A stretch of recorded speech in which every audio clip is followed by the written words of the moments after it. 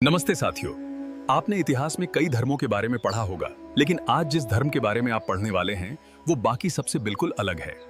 एक ऐसा धर्म जहां अहिंसा सिर्फ एक नियम नहीं बल्कि सांस लेने जितनी जरूरी मानी जाती है।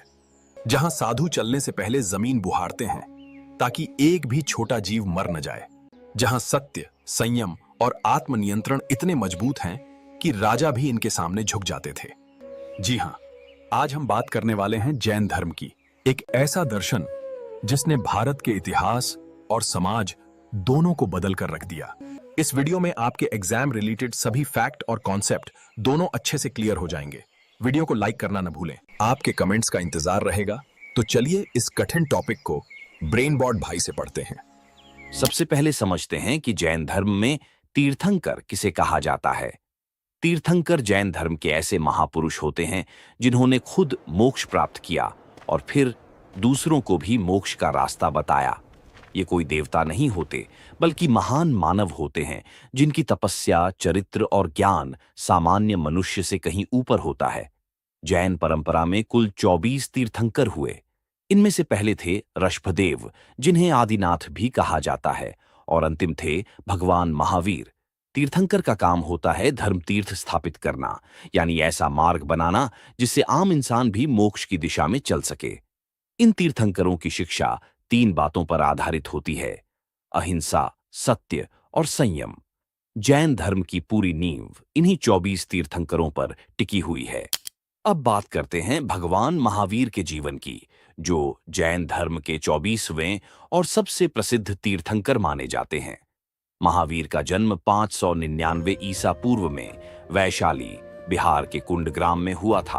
वैशाली की प्रजा आनंद में डूब गई है क्योंकि अहिंसा के महान दूत का जन्म हो चुका है। उनके पिता का नाम सिद्धार्थ था, जो लिच्छवी गणराज्य के एक क्षत्रिय प्रमुख थे, और माता का नाम त्रिशला था, जिन्हें जैन परंपरा में अत्यंत पवित्र माना जाता है। जन्म के समय उनका नाम रखा गया था वर्धमान। बचपन से ही उनमें अत्यंत साहस और संयम देखा जाता था। कहा जाता है कि जब वे छोटे थे तभी एक बार उन्होंने एक उग्र जीव को अपने साहस से शांत किया था। इसी कारण वर्धमान नाम और भी प्रसिद्ध हुआ। उनमें साहस, त्याग और सच की खोज जैसे गुण बहुत कम उम्र से दिखाई देते थे।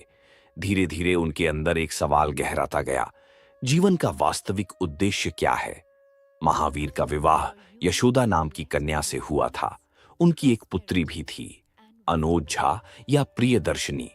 लेकिन राजकुमार होते हुए भी महावीर का मन धीरे धीरे वैराग्य की ओर झुकता गया।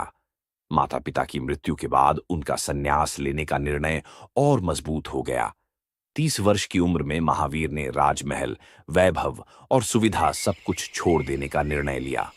यहीं से उनकी आध्यात्मिक यात्रा शुरू होती है। इसके बाद महावीर ने पूरे 12 साल तक कठोर तपस्या की। कभी जंगलों में अकेले रहे, कभी कई कई दिनों तक भोजन नहीं किया, कभी महीनों तक मौन रहे, और हर परिस्थिति में अहिंसा का पालन किया, चाहे कीड़े हों, पशु हों या मनुष्य।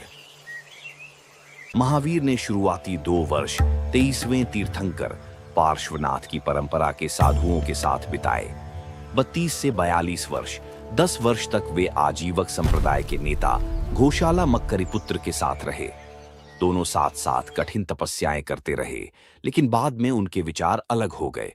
इन 12 वर्षों की कठोर साधना के बाद महावीर ने 42 वर्ष की आयु में सल, शाल वृक्ष के नीचे बैठकर केवल ज्ञान प्राप्त किया, यानी पूर्ण और शुद्ध ज्ञान।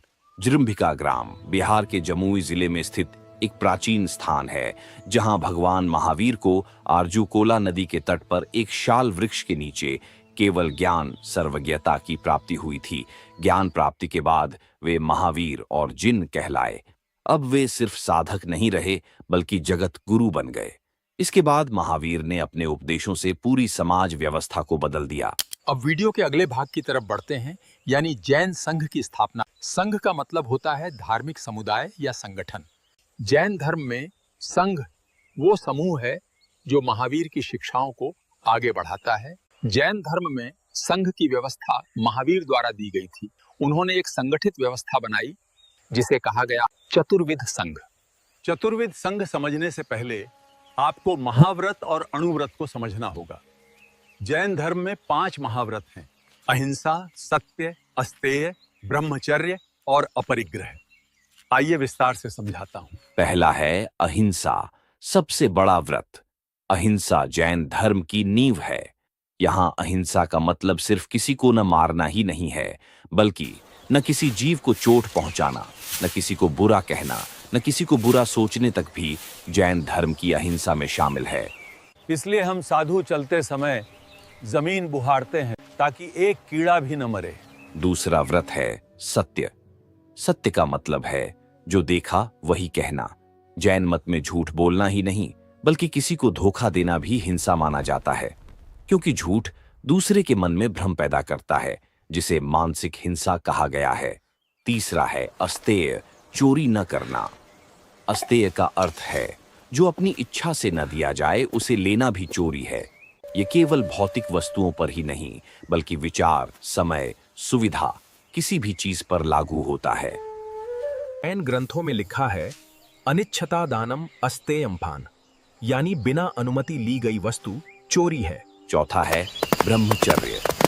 जैन धर्म में ब्रह्मचर्य का मतलब सिर्फ काम संयम नहीं है, बल्कि इंद्रियों पर नियंत्रण। साधु साध्वियां पूर्ण ब्रह्मचर्य का पालन करते हैं। गृहस्थों के लिए इसे संयमित रूप में अपनाने का नियम है। महावीर ने प्रथम बार ब्रह्मचर्य को 5 महाव्रतों में जोड़ा। पार्श्वनाथ के समय यह व्रत अलग रूप में था। आखिरी है अपरिग्रह। अपरिग्रह का अर्थ है संपत्ति, वस्तुओं और इच्छाओं से जितना हो सके मुक्त रहना। जितनी ज्यादा वस्तुएं होंगी उतना ही मन उन पर निर्भर होगा और उसी से बंधन पैदा होता है। जैन सिद्धांत कहता है कम से कम चाहिए, और वही मोक्ष का मार्ग साफ करता है। जैन धर्म में जहां साधु साध्वियों के लिए 5 महाव्रत होते हैं, वहीं आम गृहस्थों यानी हम जैसे सामान्य लोगों के लिए हल्के, सरल और व्यवहारिक व्रत बनाए गए हैं। इन्हें कहा जाता है अणुव्रत। अणुव्रत का मतलब है छोटे व्रत। ये वही 5 व्रत हैं जो महावीर ने बताए थे, लेकिन साधु साध्वियों के लिए ये व्रत बहुत कठोर रूप में होते हैं, जबकि गृहस्थों के लिए इन्हें नरम, सरल और रोजमर्रा की जिंदगी के मुताबिक बनाया गया है। आप लोग महाव्रत और अनुव्रत में अंतर याद रखना, पेपर में काम आएगा।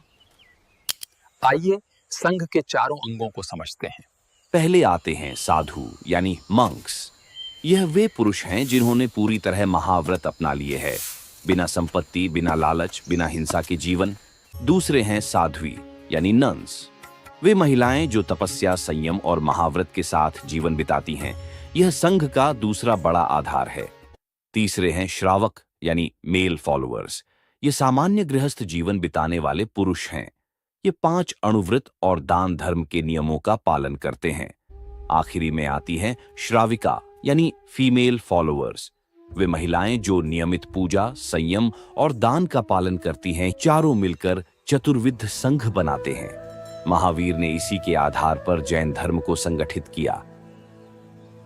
आइए अब हम जैन धर्म के दर्शन और सिद्धांतों को भी समझ लेते हैं। जैन धर्म की पूरी साधना 3 मूल सिद्धांतों पर टिकी हुई है, जिन्हें कहा जाता है त्रिरत्न या 3 रत्न। ये 3 रत्न वो आधार हैं जिन पर मोक्ष का पूरा मार्ग खड़ा है। अगर किसी व्यक्ति को मुक्ति पानी है तो उसे इन्हीं 3 रत्नों का पालन करना होगा। चलिए अब इन्हें भी एक एक करके समझा देता हूं। पहला है सम्यक दर्शन यानी राइट फेथ। इसे त्रिरत्न का पहला और सबसे बुनियादी आधार कहा गया है। सम्यक दर्शन का मतलब है सत्य को सही रूप में देखना और समझना, यानी धर्म, आत्मा, कर्म और मोक्ष पर सही विश्वास रखना। जैन धर्म कहता है जब तक आपका दृष्टिकोण सही नहीं होगा, आपकी साधना शुरू ही नहीं हो सकती। दूसरा है सम्यक ज्ञान यानी राइट नॉलेज। सम्यक ज्ञान का मतलब है जैसा सत्य है वैसा ज्ञान प्राप्त करना। इसमें आत्मा, कर्म, 6 द्रव्य, 7 तत्व, जीव अजीव जैसे सिद्धांतों का सही ज्ञान शामिल है। सम्यक ज्ञान 5 दोषों से मुक्त होना चाहिए: संशय, मिथ्या, विपर्यय, अनध्यवसाय और स्मृति भ्रम। तीसरा है सम्यक चरित्र यानी सही आचरण वही करना जो नैतिक रूप से सही हो। जैन धर्म में इसका मतलब है अहिंसा, सत्य, अस्तेय, ब्रह्मचर्य और अपरिग्रह जैसे व्रतों का पालन करना। यही त्रिरत्न जैन दर्शन की आत्मा है।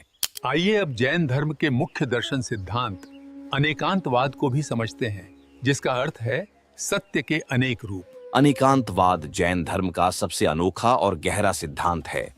इसका अर्थ है एक ही वस्तु या एक ही सत्य को कई अलग अलग दृष्टिकोणों से समझा जा सकता है। यानी सत्य एक पक्षीय नहीं है, उसके कई पहलू होते हैं। जैन धर्म में इसको एक बहुत ही दिलचस्प उदाहरण से समझाया जाता है। वो है अंधे लोगों और हाथी की कहानी। किसी ने हाथी के पैर को छुआ तो उसे यह लगा यह तो खंभा है, किसी ने कान छुआ तो पंखा लगा, किसी ने सूंड पकड़ी तो रस्सी लगी। हर एक की बात अधूरी है, सभी मिलकर ही पूरा सत्य बनता है। यही है अनेकांतवाद। जो चीज मुझे एक रूप में दिख रही है वो किसी और को दूसरे रूप में दिख सकती है, और दोनों ही अपने अपने स्थान पर सही हो सकते हैं। यह सिद्धांत यह एक पक्षवाद यानी डॉगमेटिज्म का विरोध करता है। यह सिद्धांत तर्कशास्त्र में जैन योगदान का सबसे बड़ा आधार है। अब बात करते हैं स्यादवाद की, जो अनेकांतवाद का व्यावहारिक रूप है। स्यादवाद यानी सत्य हमेशा शर्तों पर निर्भर करता है।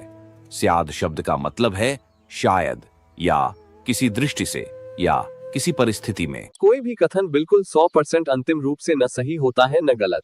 वो परिस्थिति, समय, स्थान और दृष्टिकोण पर निर्भर करता है। जैन दर्शन कहता है कि हर कथन को 7 प्रकार से देखा जा सकता है।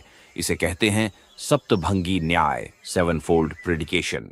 यह है स्यात् अस्ति यानी किसी दृष्टि से यह है, स्यात् नास्ति यानी किसी दृष्टि से यह नहीं है, स्यात् अस्ति नास्ति यानी किसी दृष्टि से है और नहीं भी है, स्यात् अवक्तव्य यानी किसी दृष्टि से अनिर्वचनीय है, स्यात् अस्ति अवक्तव्य यानी किसी दृष्टि से है और अनिर्वचनीय है, स्यात् नास्ति अवक्तव्य यानी किसी दृष्टि से नहीं है और अनिर्वचनीय है, स्यात् अस्ति नास्ति अवक्तव्य यानी किसी दृष्टि से है, नहीं है और अनिर्वचनीय है। स्यादवाद शर्त आधारित सत्य की अवधारणा है। इसे रिलेटिविटी ऑफ ट्रूथ भी कहा जाता है। कुछ लोग कंफ्यूज न हो जाएं, तो आपको मैं अनेकांतवाद और स्यादवाद में अंतर बताता हूं। अनेकांतवाद यानी सत्य के कई पहलू होते हैं।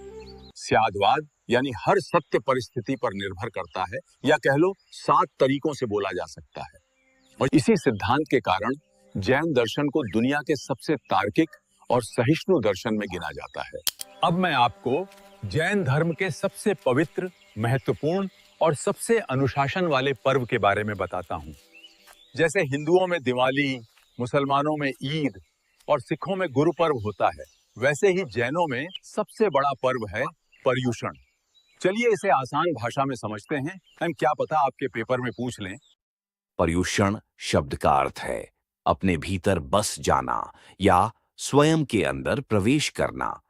ये ऐसा पर्व है जिसमें व्यक्ति अपनी गलतियों पर विचार करता है, अपने मन को शांत करता है और आत्मा की शुद्धि की ओर कदम बढ़ाता है। जैन धर्म में 2 मुख्य संप्रदाय हैं और दोनों में पर्युषण की अवधि अलग होती है। श्वेतांबर के लिए यह 8 दिन का होता है, इसे कहते हैं पर्युषण पर्व, या अष्टान्हिका दिगंबर के लिए यह 10 दिन का होता है, इसे कहते हैं दशलक्षण पर्व।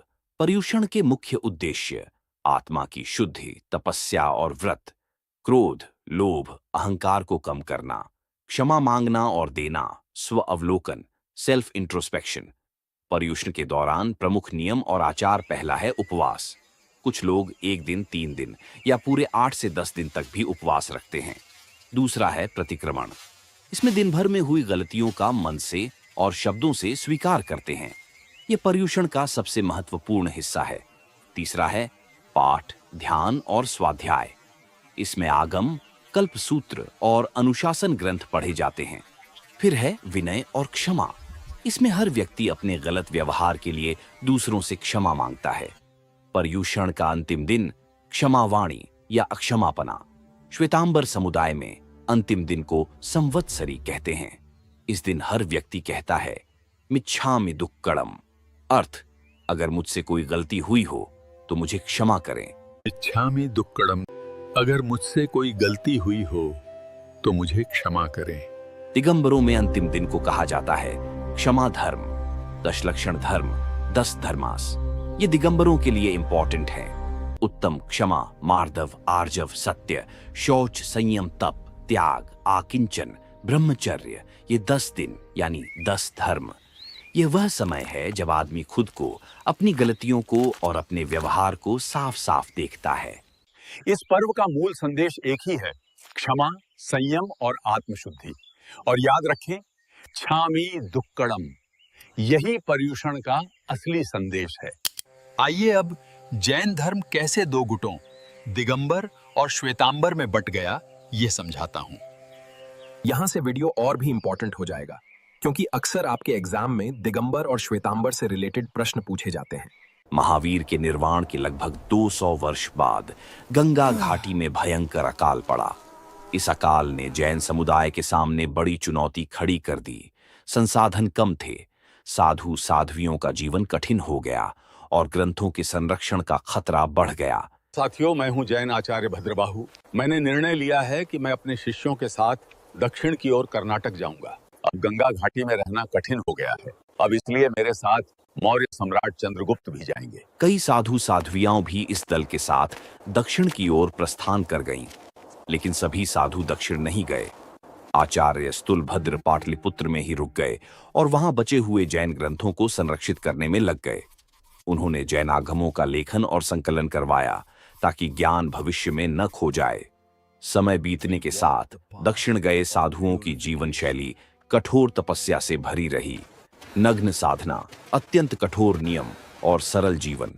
वहीं उत्तर में रहने वाले साधु साध्वियां सफेद वस्त्र पहनते थे और अपेक्षाकृत अलग शैली से धर्म का पालन करते रहे। जब दोनों दल कई वर्षों बाद वापस मिले तो उनकी प्रथाएं और नियम अलग अलग हो चुके थे। इसी अंतर से जैन धर्म दो प्रमुख संप्रदायों में बंट गया, दिगंबर यानी नग्न साधना वाले और श्वेतांबर यानी सफेद वस्त्र धारण करने वाले। दिगंबर और श्वेतांबर में अंतर। दिगंबर और श्वेतांबर दोनों ही महावीर के उपदेशों को मानते हैं, लेकिन कई मामलों में इनके विचार अलग हैं। जैसे वस्त्र, दिगंबर साधु हमेशा नग्न रहते हैं। उनका मानना है कि पूर्ण त्याग तभी है जब मनुष्य सारे परिग्रहों, यहां तक कि वस्त्रों को भी छोड़ दे। जबकि श्वेतांबर साधु 3 सफेद वस्त्र पहनते हैं। उनका तर्क है कि वस्त्र भी अहिंसा और सादगी का प्रतीक हो सकते हैं, इन्हें पहनना परिग्रह नहीं। इन दोनों की महावीर की प्रतिमा में भेद है। जैसे दिगंबर प्रतिमाएं निर्वस्त्र, अत्यंत शांत मुद्रा, बिना किसी आभूषण के होती है। इसके विपरीत श्वेतांबर प्रतिमाएं कभी-कभी वस्त्रों और अलंकरण के संकेत दिखा देती हैं। दिगंबर मानते हैं कि स्त्रियां जन्म में केवली नहीं हो सकती, क्योंकि पूर्ण संयम के लिए शरीर नियंत्रण आवश्यक है। केवली जैन धर्म में उस व्यक्ति को कहते हैं जिसे केवल ज्ञान यानी सर्वज्ञता प्राप्त हो गया हो। श्वेतांबर मानते हैं कि पुरुष स्त्री दोनों के लिए केवली बनना संभव है।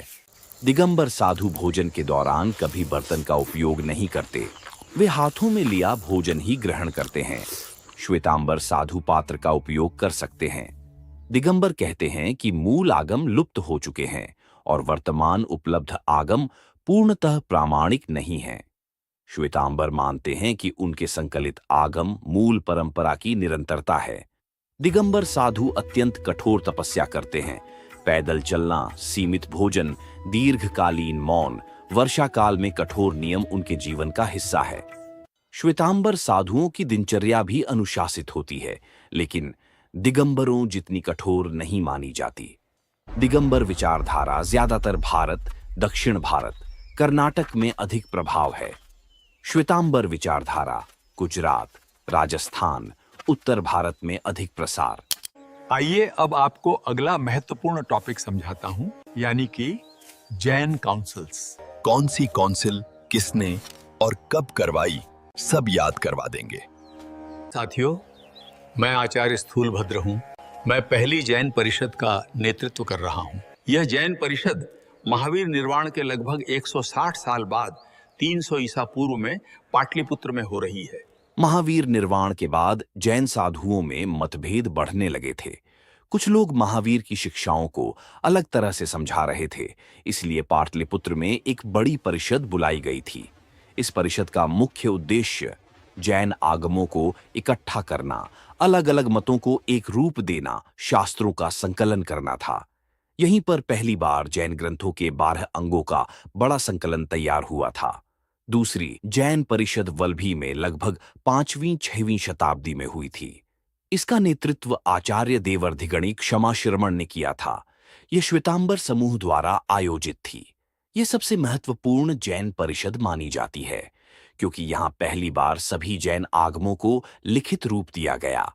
हजारों साल से जो ग्रंथ केवल मौखिक रूप से चलते थे, यहां वो स्थायी रूप से पुस्तकों के रूप में दर्ज होकर सुरक्षित हो गए।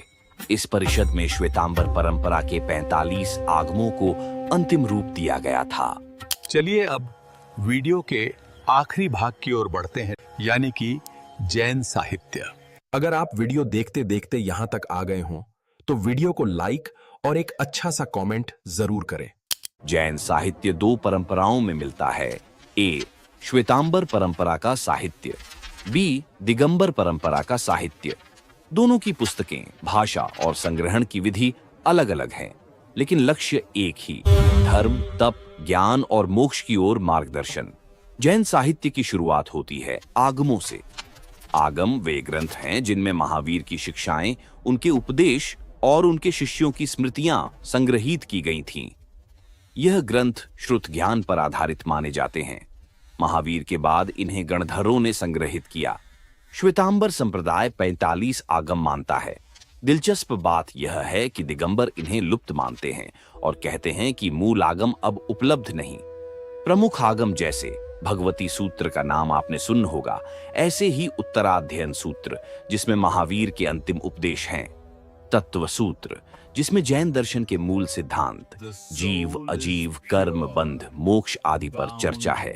कुछ अनेकांतवाद और स्यादवाद से जुड़े ग्रंथ भी है, जैसे अनेकाप्ट इत्यादि। आगमों का विभाजन अंग, उपांग, छेद सूत्र, कल्प सूत्र, नंदी सूत्र में किया गया है। दिगंबर परंपरा के महत्वपूर्ण ग्रंथ। दिगंबर मानते हैं कि मूल आगम सुरक्षित नहीं रहे, इसलिए उन्होंने अपने ग्रंथ रचे। प्रमुख दिगंबर ग्रंथ जैसे कुंदकुंदाचार्य के ग्रंथ, समयसार, प्रवचनसार, नियमसार, यह जैन दर्शन के सबसे प्रामाणिक और दार्शनिक ग्रंथ माने जाते हैं। हेमचंद्र द्वारा रचित 63 महान व्यक्तियों, तीर्थंकरों सहित की जीवनी, जिसका नाम है त्रिषष्टि शलाका पुरुष चरित्र। आदि पुराण जो ऋषभदेव और भरत बहुबली की कथा पर आधारित है। दिगंबर साहित्य का मुख्य आधार हरिवंश पुराण, जिसमें जैन परंपरा में कृष्ण की कथा है। कल्काचार्य कथा जो कल्काचार्य की यात्रा और धर्म प्रचार कथा है। शिलादित्य कर्म जिसमें अतीत के राजाओं की कथाएं और धर्म पालन पर चर्चा है। अंग विजय जैन आगमों की संरचना और अध्ययन विधि पर एक महत्वपूर्ण रचना। अब समझिए जैन साहित्य की भाषाएं। जैन साहित्य कई भाषाओं में लिखा गया। अर्धमागधी जो महावीर की भाषा थी, प्राकृत, संस्कृत, अवधी, अभ्रंश। बाद में कई ग्रंथ राजस्थानी, गुजराती और कन्नड़ में भी लिखे गए। जैन साहित्य सिर्फ धार्मिक ग्रंथ नहीं है, यह अहिंसा, तर्क, अनुशासन और संतुलित दृष्टिकोण की एक अनोखी परंपरा है। साथियों, आपने आज जैन धर्म की गहराई, उसकी करुणा, उसके दर्शन और उसके अद्भुत साहित्य सब कुछ जाना। अगर वीडियो देखते देखते आप यहां तक पहुंच गए हैं तो समझ लीजिए कि आपने ज्ञान के एक पूर्ण चरण को पूरा कर लिया है। अब आपकी एक छोटी सी जिम्मेदारी है, वीडियो को लाइक कीजिए, एक अच्छा सा कमेंट जरूर छोड़िए और अगर चैनल पर नए हैं तो सब्सक्राइब करना न भूलें। मैं आपका साधु मित्र आपसे विदा लेता हूं। मंगल हो, कल्याण हो और आपकी आत्मा सदा शांत रहे। मैं फिर मिलूंगा अगले ज्ञान यात्रा में। धन्यवाद। मिच्छामि दुक्कडम।